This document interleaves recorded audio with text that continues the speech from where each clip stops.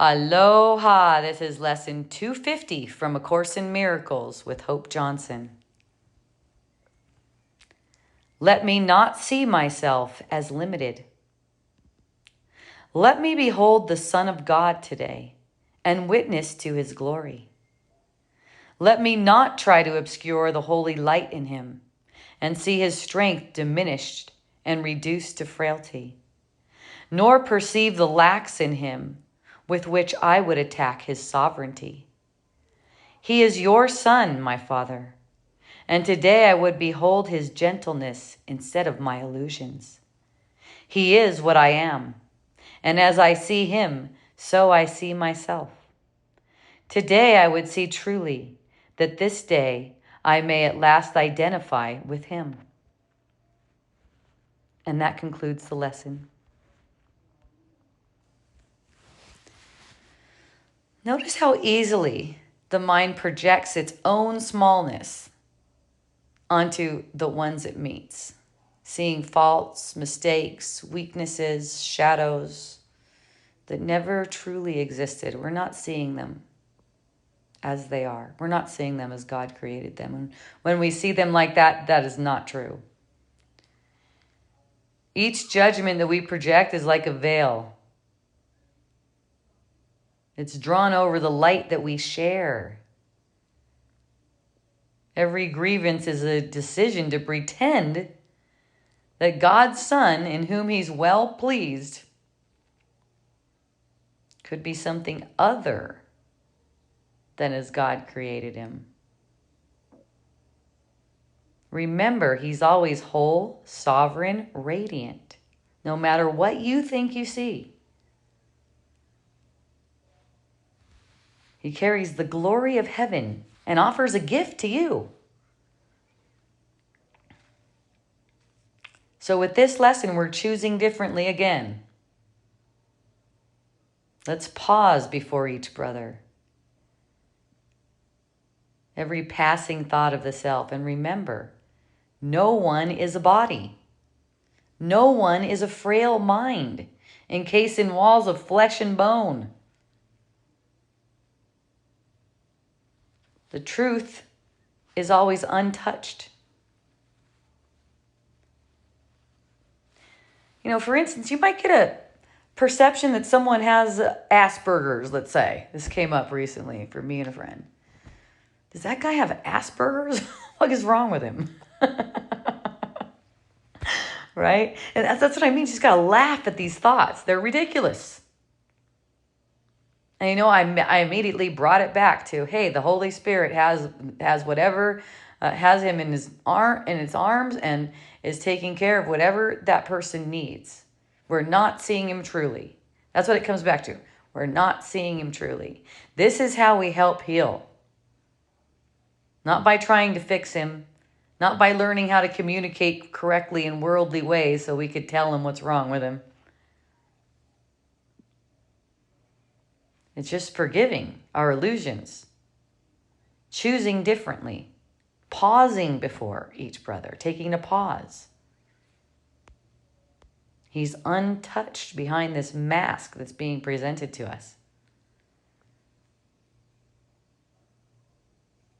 Let me behold the Son of God today and witness to his glory. Right? That's what we want.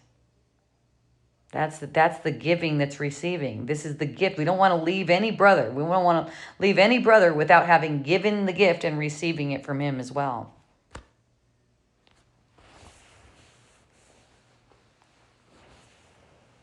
Let our eyes be cleaned of these past illusions. Let our mind rest in gentle certainty that what God created can't be harmed, can't lack, can't fail to shine. If I see any lack in a brother, you know, this is the practice here. Look. It's kind of like an automatic thing where the ego wants to see lack, and we've been trained to listen to the ego a lot. Any lack, I've made it up. This is what I make up to justify my own imagined littleness. Look at that. If I see weakness, it's my own fear reflected back. But I can lay this down now. Ah, what a blessing this is. I can meet Christ wherever I look. Not by trying to make the form holy. It's not like that. But refusing to judge based on form, because it never was. Do not judge based on form. When you don't have form to judge on, what is the judgment? Everyone is holy. Everyone is the beloved Son of God. Totally abundant, totally free.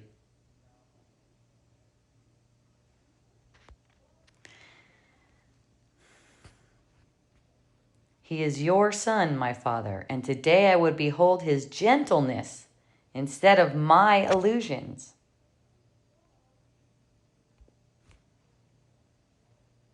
Gentleness is strength. Kindness is power. When I see innocence in anyone, that's me reclaiming my own innocence. When I forgive the world for what it did not do, I forgive myself for dreaming I was small and limited and not worthy of the vastness of God's love.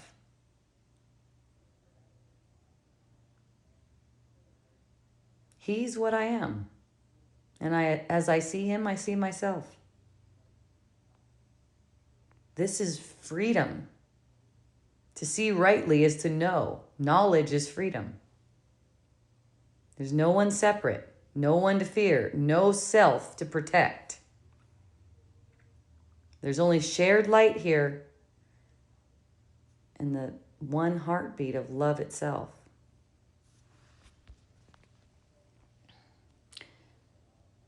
Today I would see truly.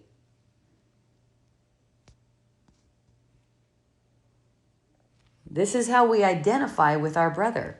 We can't truly identify with him through this littleness or specialness. Specialness is littleness. Don't make a mistake about that.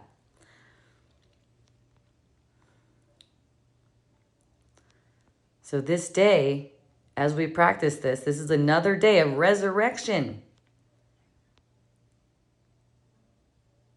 Rising from littleness is the same as rising from the grave. It's like opening your eyes because you don't want to see limits anymore. Coming home to the self with no boundaries, no beginning, no end.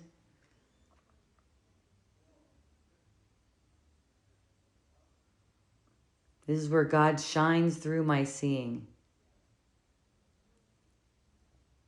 letting me look upon God's Son and remembering what can never be lost.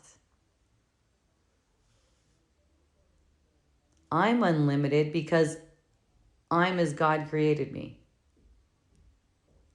But if I don't see him or her, ACIM says him a lot, it doesn't matter. It's all the same. If I see him as limited, that's exactly how I see myself. It is a sneaky one. Yes, it is. Stay alert. Basically, it's about staying alert all day and bringing everything to the truth. Let me not see myself as limited. One common thing that people do is refer to people who aren't on a spiritual path as if they're something small. It's all the same.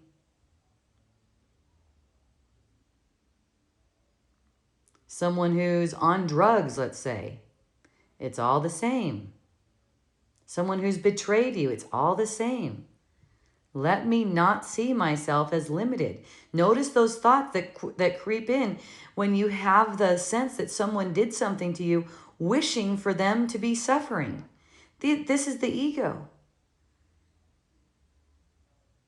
And these thoughts play subtly.